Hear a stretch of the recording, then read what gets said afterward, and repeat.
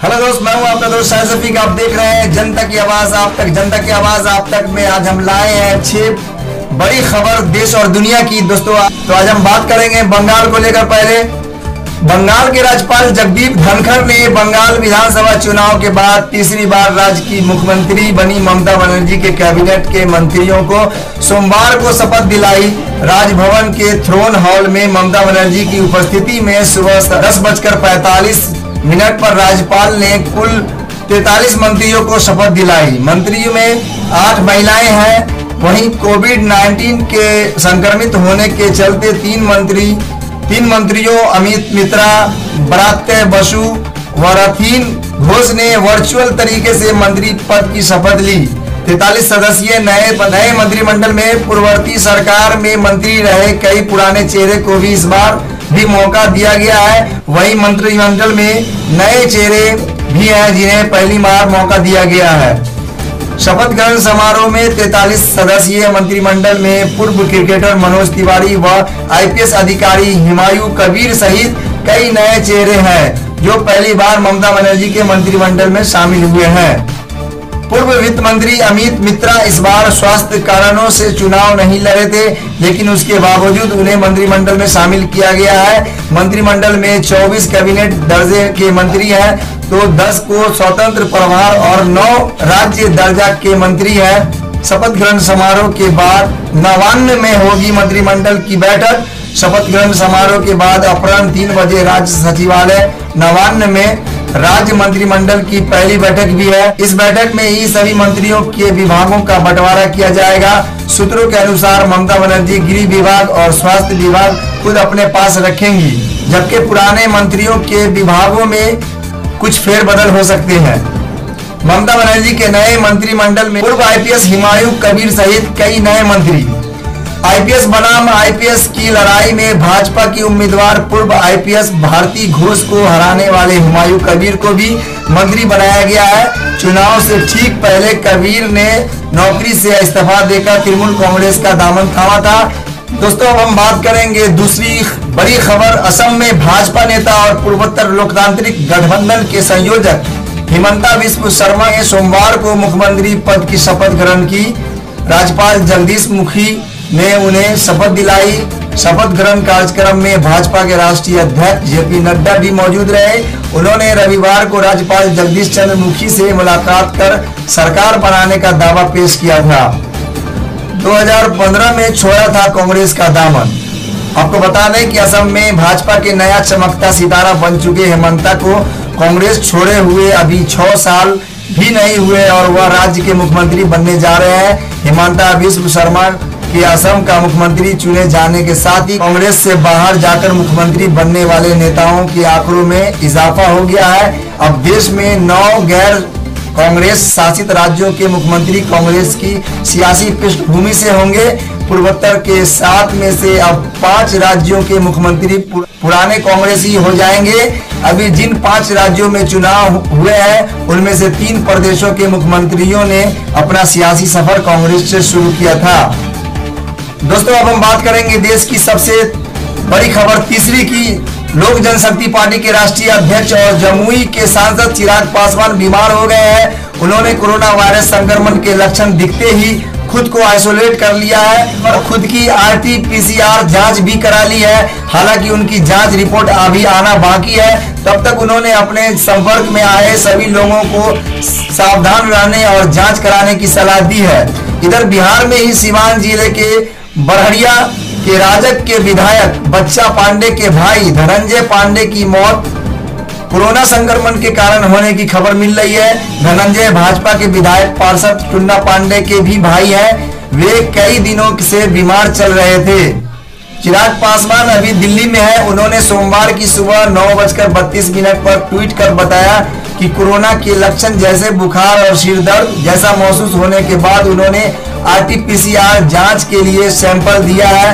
उन्होंने लिखा है कि कोरोना के लक्षण आने पर इसे बिल्कुल नजरअंदाज नहीं करें, तुरंत अपनी जांच कराएं और रिपोर्ट में संक्रमण की पुष्टि होते ही इलाज शुरू करा दें।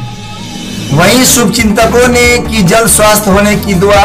चिराग पासवान की शुभचिंतकों ने उन्हें जल्द स्वस्थ होने की दुआ की है। कई लोगों ने कहा है कि ये मौसमी बीमारी भी हो सकती है। मौसम में बदलाव के कारण भी बहुत से लोग बीमार हो रहे हैं। बहरहाल भले ही चिराग भी कह रहे हैं कि भले ही मौसमी बीमारी हो, अगर किसी में लक्षण दिखे तो उन्हें भरपूर सावधानी बरतने की जरूरत है। राजद विधायक के भाई के निधन पर समर्थक मर्माहत है। राजद विधायक बच्चा जी पांडे और विधान पार्षद टुन्ना जी पांडे के भाई धनंजय पांडे की मौत से उनके समर्थकों में निराशा है। उनका कई दिनों से इलाज चल रहा था। टुन्ना जी पांडे भाजपा से एमएलसी चुने गए थे। हालांकि आजकल पार्टी से उनकी दूरियों के कयास लगाए जा रहे हैं। अब दोस्तों, अब हम बात करेंगे चौथी खबर की। कांग्रेस की अंतरिम अध्यक्ष सोनिया गांधी ने आज कांग्रेस कार्य समिति की बैठक बुलाई। इस बैठक में 5 राज्यों में हुए विधानसभा चुनाव में पार्टी की हार पर मंथन किया गया। कांग्रेस अध्यक्ष सोनिया गांधी ने कहा कि पार्टी को विधानसभा चुनाव में अपनी असफलताओं पर ध्यान देना होगा और सही सबक निकालने के लिए वास्तविकता का सामना करना होगा। कांग्रेस वर्किंग कमेटी CWUC की एक महत्वपूर्ण बैठक को संबोधित करते हुए सोनिया गांधी ने कहा कि वह ऐसे हर पहलू को देखने के लिए एक छोटे समूह गठित करने का इरादा रखती है जो इस तरह के बदलाव का कारण बने। इस बैठक में यह भी बताया गया है कि जून के आखिर में कांग्रेस के अगले अध्यक्ष का चुनाव कराया जाएगा। आज इसकी विस्तृत घोषणा की जा सकती है। कांग्रेस की कार्य समिति में पूर्व पीएम मनमोहन सिंह के अलावा AK एंटनी और पार्टी के असंतुष्ट गुट G23 के गुलाम नबी आजाद भी शामिल है। दोस्तों, आपको बता दें कि चुनाव में हार से बेहद निराशा है सोनिया गांधी। चुनाव में कांग्रेस के मंथन को लेकर बुलाई गई इस बैठक में कांग्रेस अध्यक्ष सोनिया गांधी ने कहा कि जबकि हम सभी कोविड-19 के साथ व्यस्त हैं, यह बैठक चुनाव परिणामों पर चर्चा के लिए बुलाई गई है। यह कहने के लिए कि हम गहराई से निराश हैं, समझ बनाना है। मैं हर पहलू को देखने और बहुत जल्दी रिपोर्ट करने के लिए एक छोटा समूह स्थापित करने का इरादा रखती हूँ। उन्होंने कहा कि हमें स्पष्ट रूप से यह समझने की जरूरत है कि केरल और असम में हम असंगत गुंडों को नापसंद करने में क्यों असफल रहे और पश्चिम बंगाल में हमारा खाता भी नहीं खुल सका। ये असहज सबक देंगे, लेकिन अगर हम वास्तविकता का सामना नहीं करते हैं, अगर हम तथ्यों को सामने नहीं रखते हैं, तो हम सही सबक नहीं लेंगे।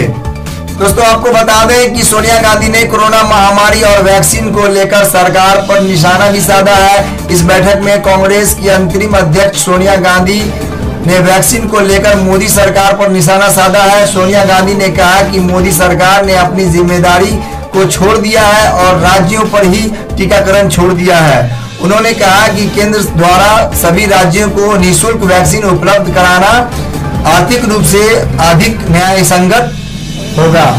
दोस्तों, हम बात करेंगे देश की सबसे बड़ी 5वीं खबर। मध्य प्रदेश के सुगौली जिले में दिल को झकझोर कर देने वाली तस्वीर सामने आई है। पिता को अपने बेटी का शव पोस्टमार्टम कराने के लिए खाट पर लेकर 25 किलोमीटर पैदल तक जाना पड़ा है। इनमें पुलिस ने न तो कोई मदद की और ना ही कोई वाहन उपलब्ध कराया। मध्य प्रदेश के सिगौली जिले का मामला है। बेटी के पिता की लाचारी। यह मामला जिले के निवास पुलिस चौकी क्षेत्र के गगई गांव का है। यहाँ धीरपति प्रसाद गोंड की 16 वर्षीय बेटी पार्वती ने घर पर फांसी लगाकर जान दे दी थी।